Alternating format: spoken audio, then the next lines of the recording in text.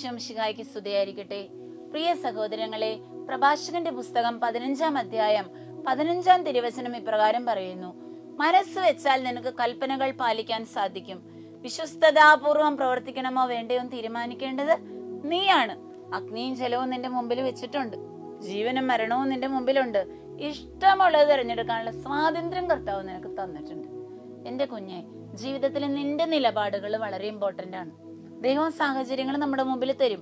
ഒരിക്കലും നിർബന്ധിക്കില്ല നീ ഇന്ന വഴിക്ക് പോകണം, നീ ഇന്ന വഴിക്ക് പോവരുത്. ദൈവകൽപ്പനകൾ നമ്മുടെ മുമ്പിലുണ്ടല്ലോ, കണ്ണാടി പോലെ.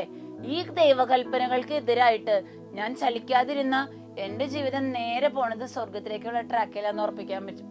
അതേസമയം എന്റെ ജീവിതത്തിലെ ദൈവകൽപ്പനകളൊക്കെ മാറ്റിവെച്ച് എന്റെ വഴിക്കടെ ഞാൻ മൂവ് ചെയ്യാൻ തുടങ്ങിയാലോ ആകെ പ്രോബ്ലം. അപ്പോ വിശ്വസ്തത എന്ന് പറയുന്നത് എന്റെ ജീവിതത്തിൽ വളരെ ഇമ്പോർട്ടന്റ് ആയിട്ട് കർത്താവ് കാണുന്ന ഒരു കാര്യമാണ്. ചെറിയ കാര്യങ്ങളിൽ നീ വിശ്വസ്തത പാലിച്ചു നോക്കി. നിന്നെ ഏൽപ്പിക്കുന്ന കുഞ്ഞു കുഞ്ഞു കാര്യങ്ങളില്, കൊച്ചു കാര്യമായിരിക്കും ചിലപ്പോൾ നമ്മളെ ഏൽപ്പിച്ചിട്ടുണ്ടാവാം, അത് വളരെ വിശ്വസ്തയോട് കൂടി നിർവഹിക്കണം. ഒരു ഭർത്താവ് കുടുംബത്തിലെ ഒരു കുടുംബനാഥന്റെ റോൾ എടുക്കാൻ തുടങ്ങുമ്പോ ആ വിശ്വസ്തത കാണുന്ന കർത്താവ് അവിടെ കുടുംബം അനുഗ്രഹിക്കാൻ തുടങ്ങും, ജീവിതത്തിന്റെ വഴികളിൽ സമൃദ്ധി നൽകാൻ തുടങ്ങും. പലപ്പോഴും നമ്മുടെ ജീവിതത്തിലെ തെരഞ്ഞെടുപ്പുകൾ തെറ്റിപ്പോവും. നമ്മുടെ ബുദ്ധി പറയുന്ന അനുസരിച്ച് നമ്മൾ തീരുമാനം എടുക്കുമ്പോൾ പലപ്പോഴും പാളിപ്പോകുന്ന ഒരവസ്ഥയുണ്ട്. കുറച്ചു നേരം എന്ത് കാര്യം നിശ്ചയിക്കും മുമ്പും ദൈവത്തോടൊരു ആലോചന ചോദിക്കാൻ ഒരല്പസമയം നമ്മളൊന്ന് പിൻവലിയണം. ദൈവ സാന്നിധ്യത്തിലേക്ക് പിൻവലിയണം. ഇങ്ങനെ ഞാൻ പിൻവലിയാൻ ഒരു ടൈം ഇടുമ്പോ എന്ത് സംഭവിക്കും? എന്റെ ട്രാക്ക് തെറ്റില്ല. ഈ ഓട്ടത്തിനൊക്കെ നിക്കണവരെ കണ്ടല്ലേ, അവരൊന്ന് ബാക്കിലോട്ട് വലിഞ്ഞു നിൽക്കുക. എന്തിനാ? ശക്തി എടുത്തു കുതിക്കാൻ വേണ്ടിയിട്ടാണ്. പ്രിയ സഹോദരങ്ങളെ, ഇതുപോലെ ഒരു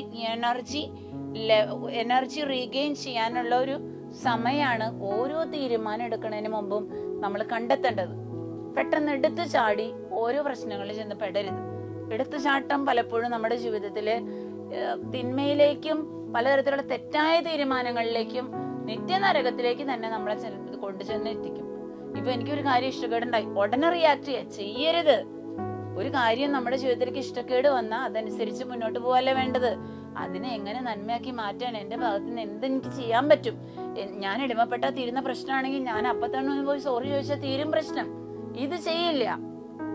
ഞാൻ പിടിച്ച മൊയിലിന് 10 കൊമ്പെന്ന് പറഞ്ഞ് നടന്നാല് ഒരിക്കലും ജീവിതത്തിൽ ഒരു കാര്യത്തിന് ഒരു തീരുമാനം ഉണ്ടാവില്ല. അതുകൊണ്ട് പ്രിയ സഹോദരങ്ങളെ, ഇന്നത്തെ നമ്മുടെ ജീവിതത്തില് തീരുമാനങ്ങൾ എടുക്കേണ്ടി വരുമ്പോ തമ്പുരാൻ പറഞ്ഞ് നമുക്ക് ഓർക്കാം, മോനെ, തീ ആളി കത്തുമ്പോ ജലം നിന്റെ അടുത്തുണ്ട്. നിനക്ക് ഈ അഗ്നി ആളി കത്തിക്കാനുള്ള മിടുക്കുണ്ട്, ഈ വെള്ളം ഒഴിച്ചത് കിടത്താനുള്ള ഒരു കപ്പാസിറ്റി ഉണ്ട്. ഇതിലേതാ നീ നിന്റെ കുടുംബത്തിൽ ചെയ്തുകൊണ്ടിരിക്കണേ? ജീവന്റെ കൽപ്പനകൾ നിന്റെ മുമ്പിൽ നിൽക്കുന്നുണ്ട്. അപ്പുറത്തെ വിശുദ്ധ നിത്യനരകത്തിലേക്ക് പോകാൻ ലോകത്തിന്റെ ട്രാക്ക് നിന്റെ മുമ്പിലുണ്ട്. നീ ഏത് വഴി തിരഞ്ഞെടുക്കണേ? സ്വാതന്ത്ര്യം ദൈവം നിനക്ക് തരാം. ഇന്നത്തെ ദിവസം തമ്പുരാനോട് ചോദിക്കണം, കർത്താവെ, നന്മയും തിന്മയും തിരിച്ചറിയാനുള്ള ജ്ഞാനം എനിക്ക് തരണേ കർത്താവേ എന്ന് ചങ്ക് മുറിഞ്ഞ് പ്രാർത്ഥിക്കാൻ നമുക്ക് സാധിക്കട്ടെ.